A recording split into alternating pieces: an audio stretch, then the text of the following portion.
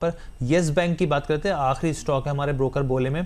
न्यूमरा की रिपोर्ट है, यहाँ पर न्यूट्रल की सलाह दी है, लेकिन 21 के इन्होंने टारगेट्स दिए हैं, यानी कि जो भाव है वो करीब 20 के आसपास है, 1 रुपये के ऊपर के टारगेट्स दिए। इन्होंने कहा भाई कि अगर आप देखें फंडामेंटल्स तो सुधार देखने को मिले हैं बैंक में, लेकिन कोर रिटर्न ऑन एसेट जो है वो धीरे धीरे बढ़ रहा है, बहुत ज़्यादा स्पीड से नहीं। हालांकि हमने आपको बताया ही है कि 1% के आसपास रिटर्न ऑन एसेट देखने को मिला है 2020 के बाद, ये एक नंबर निकल के आया है। ग्रोथ, मार्जिन और प्रॉफिटेबिलिटी में कुल मिलाकर जो सुधार देखें आप, तो वो करीब करीब यहाँ पर रिटर्न ऑन एसेट के हिसाब से देखने को मिलता है।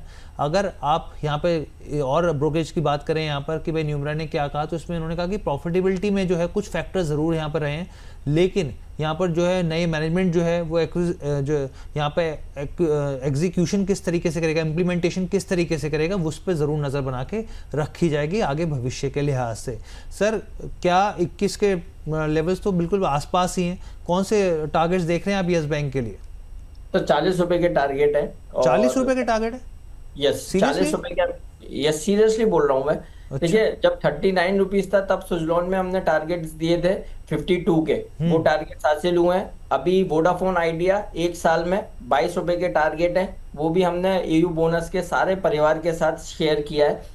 और रिलायंस पावर एक इन्वेस्टमेंट कॉल दिया है जिसमें 36 रुपए के टारगेट है। आपको लगेगा ये सारे छोटे छोटे स्टॉक्स हैं जिन पे मैं बात कर रहा हूँ, ये छोटे नहीं है, ये धीरे धीरे बहुत कमाल कर रहे हैं। और रिलायंस पावर 36 रुपए बहुत जल्द देखने को मिलेगा। और ये लास्ट वीक में ही विपुल जी के साथ हमने 1 से 1.5 महीने के नजरिए से ये कॉल शेयर किया है। और यस बैंक 40 रुपए के टारगेट है, 7 से 8 महीने के नजरिया बना के रखिए, 40 रुपए तक के अपसाइड मूव यस बैंक में नजर आएंगे, खरीदारी करने की सर। लेकिन एक बात बताइए हमारे दर्शकों को, 1 साल का आपने टारगेट दिया 40 का, सर किस बिना पर, किस लॉजिक के आधार पर, किस फंडामेंटल के आधार पर 40 आप मान के चल रहे हैं यहाँ पर?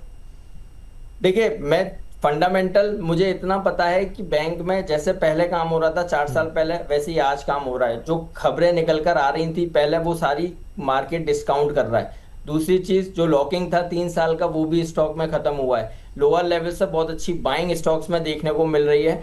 चार्ट्स पर, बड़े चार्ट्स पर क्या हो रहा है, जो सपोर्ट है वो हायर की तरफ शिफ्ट होते हुए नजर आ रहे हैं। तो कहीं ना कहीं वैल्यूएशन स्ट्रांग हो रहे हैं, हमें लगता है। प्राइस एक्शन जो देखने को मिल रहा है बहुत जल्दी है 40 रुपए के लेवल, इसलिए मैं बोल रहा हूँ क्योंकि अब जो ब्रेकआउट आएगा, पहला ब्रेकआउट है 21 रुपए 50 पैसे पे।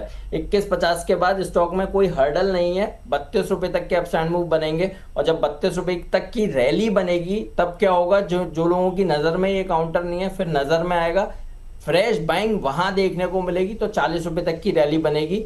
8 महीने बाद मैं और आप दोबारा शो करेंगे और ये 40 रुपए के लेवल्स में आपको दिखाऊंगा। मतलब चलिए सर, मैं तो कहता हूँ कि आपकी जुबान पर सरस्वती, क्योंकि बहुत सारे निवेशक जो हैं बेचारे कितने लॉस में बैठे हुए हैं, नुकसान में हैं, लंबे समय से कंसोलिडेशन के फेज़ में दिख रहा है ये स्टॉक। अगर ये भाव आ जाएंगे तो उनकी तो बल्ले बल्ले हो जाएगी, निकल पड़ेगी सर। बहुत अच्छी बात है। चलिए, वोडाफोन आइडिया के भी जो आपने प्रेडिक्शन दिया है बहुत अच्छी बात है, अगर होता है इस तरह के लेवल।